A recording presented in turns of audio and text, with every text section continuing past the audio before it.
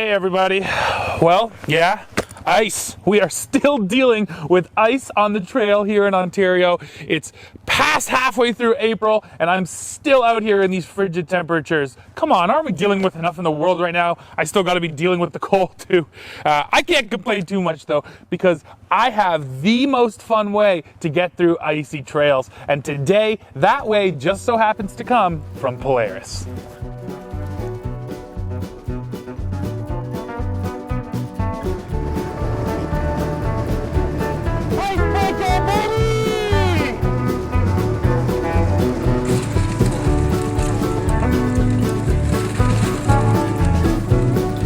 This is the Polaris Ranger 570.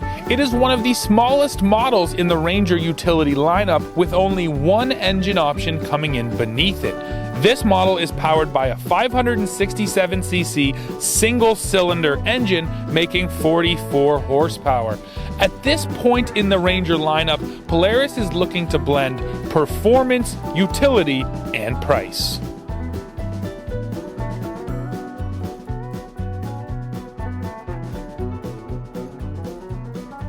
I'm gonna let you in on a little secret about our industry, and actually it's not much of a secret if you really pay attention to our videos. When manufacturers give us their products to test, they generally give us the best versions, top of the line, the most accessories, all of the features. And that's because, I mean, first of all, they want to sell those more expensive versions, but then they also want us to test out all the best stuff they have to offer. And that's great, but we never get a chance to really see the meat and potatoes of a lot of lineups, the stuff that you and frankly I can actually afford. And kudos to Polaris, that's what they have sent us today with this Ranger 570. So right off the top here, let's break down the pricing. Here in Canada, the Ranger 570 starts at just over $12,000, while in the United States, the Ranger 570 goes for just a little over $10,000. So again, this is a much more affordable model when you consider that the Ranger XP 1000 starts around $18,000 in the US, and then once you put on some different features and get some of those special edition models, you're talking 20, 25, even 30 grand for a side-by-side. It's just a ton of money. So once again, this is something much more affordable.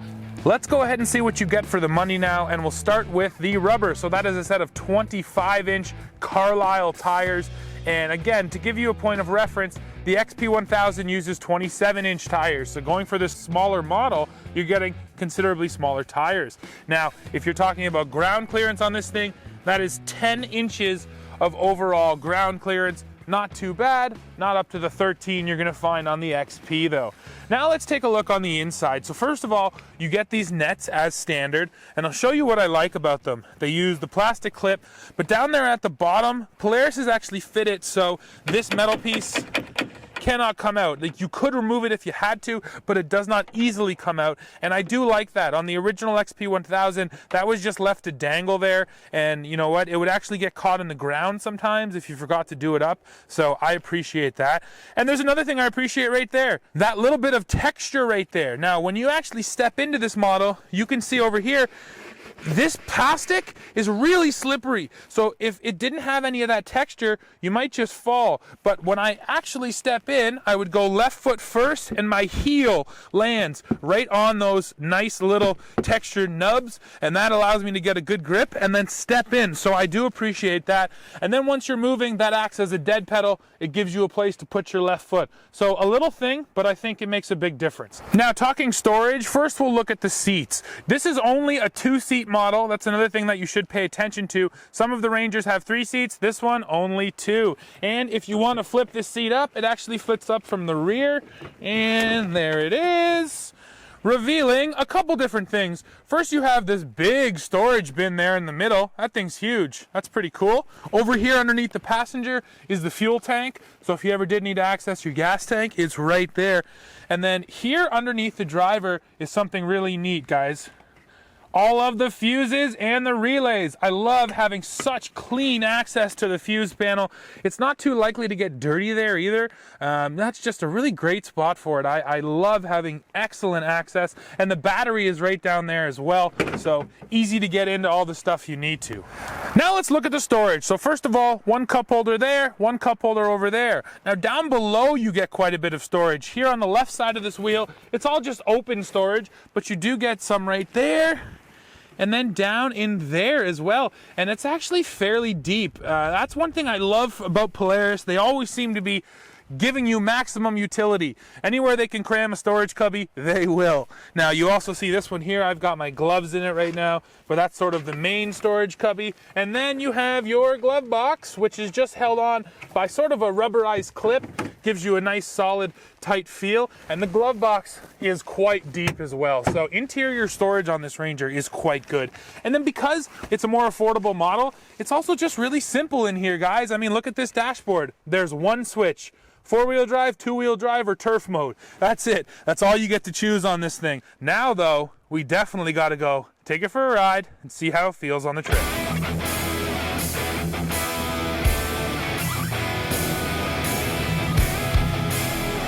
Out on the trail, is the Ranger here actually any fun? Well, I had some fun. You saw it right off the top of the video, and you can see it right here. Yes, I found the mud and water, and this Ranger did surprisingly well. The 25-inch tires gave me tons of grip. The 10 inches of ground clearance was enough to get me through. I was impressed. And then once you get out on the open trail and just start opening it up, you know what? The power is there. The handling is decent. The power steering here is a little bit overboosted, but that's what you want for utility. Overall, you can have fun here, but there's two main things in my books anyway that holds this thing back from really being a truly fun machine. First, suspension travel. We have 9 inches here in the front, 10 in the rear. It's just not quite enough to move at speed and really feel well suspended. And then second is this upright seating position. All utility machines have it. You just can't have a lot of fun when you're sitting up like this, not for a long period of time anyways. So the Ranger 570 can be a fun trail machine, but that is not why you should buy it. Utility is the reason why you'd go for this Ranger, so what are the numbers? Well, back here in the box, you can put in 500 pounds worth of payload. The Ranger itself is good for 1,000 pounds worth, so technically, you know, 500 in the box and then 500 up front worth of passengers. And then you also get a 1,500 pound tow rating. And another thing that I absolutely love, guys, a proper 2-inch hitch receiver. There was a time not long ago when especially cheap low-end models, they always got small little 1 1/4 inch hitch receivers. That's no good. It's excellent to be able to just use the hitch that you use in your truck anyway and throw it in your side-by-side and be on your way. How does the box work? Well, simple. You get a handle on this side, and actually let me run around real quick and show you, because this is interesting. No handle on the passenger side. That's something on the XP1000, and quite frankly, a lot of the side-by-sides I've used lately, it's very standard. You get a handle on both sides, but here on the 570, only on the driver's side. Now, reach down. You do have a gas assist shock right there helping to lift you up, and boom, she dumps just like that. Now, another thing I want to show you in this box is actually the lack of tie downs. There are no D-rings, nothing in here to really secure your cargo. That is also something I always appreciate that some manufacturers have started to do, but here on this 570 you don't get anything besides these stake holes, it should be said, which can be used to make this box quite a bit taller if you're hauling big stuff that is light. Now, to open up this tailgate, you get these metal latches. They actually seal really tight. I like that. A lot of times tailgates will be the biggest culprit of rattling down the trail. That's enough fun. Let's do some work, everybody. That's what this thing is all about. So we're going to do some work with it to see, well, how it works. So we're going to do the cinder block test. And who knows, maybe this will become a TFL staple test. Now, I'm lucky that I had just so happened to have a skid full of these big old cinder blocks just sitting here. And I don't know the weight on them, but I mean, it's got to be 30 pounds at least. So let's see exactly how many cinders will fit in here. And here's the next point I want to make, guys. This is a fully plastic bed. There's not really much, you know, grit to the surface at all. So it might be a little bit slippery, but I have no issue throwing bricks in, sliding bricks on this. You know what? It's not going to get all cut up and damaged like a metal bed would, or something like diamond plate steel would. I'm a big fan of the plastic bed. I think you might as well just go simple and go honest with plastic. Then you're not worrying about busting up your shiny metal bed. Now, if you'll excuse me, let me get some hard work done here and load up these cinders. Count them off with me.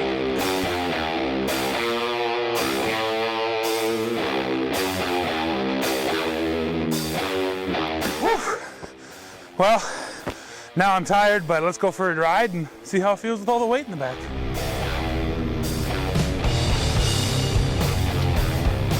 Ten cinder blocks at roughly 35 pounds a pop. We're talking about 350 pounds that were in the bed of this Ranger. Now, that weight really did show something to me, and it's all about the gearing here. Put the Ranger in high, and frankly, it struggled a bit off the line. You really don't feel like the power is there. You feel like you're just burning up that belt. It wasn't a great feeling. Now, on the flip side, put it in low, and it changes the whole character. The power is there, the torque is there. Of course, you're not going anywhere quickly, but you don't want to be when you're hauling all of that weight, right? Now, the suspension also did an okay job. 350 pounds is over half of what that bed back there is rated for, and sort of just plodding down the trail, I was fairly comfortable. There was definitely some travel left. So that 500 pound number sounds like a really true number. I don't really feel like I'd want to go too much above it, but 500 pounds in this thing, I feel as though would be just fine. Work is over. Now let's go ahead and dump these bricks. I don't want to unload them. That was way too much work. And you know what? I talked about it off the top of this, but I'm curious to see what's left over after these bricks slide out of here, and I think we're going to be surprised. I am going to take one out myself just because they are kind of crammed in at the back here, and I don't want them to wedge in when I dump them. But that's it. Now I'm going to dump. Now, the gas assist shock here, I'm sure will assist, but it will not lift these. It's almost 350 pounds worth of bricks. So I'm going to do some lifting, and here we go. Oh yeah. You know what? Actually, the shock did more than I expected, to be totally honest.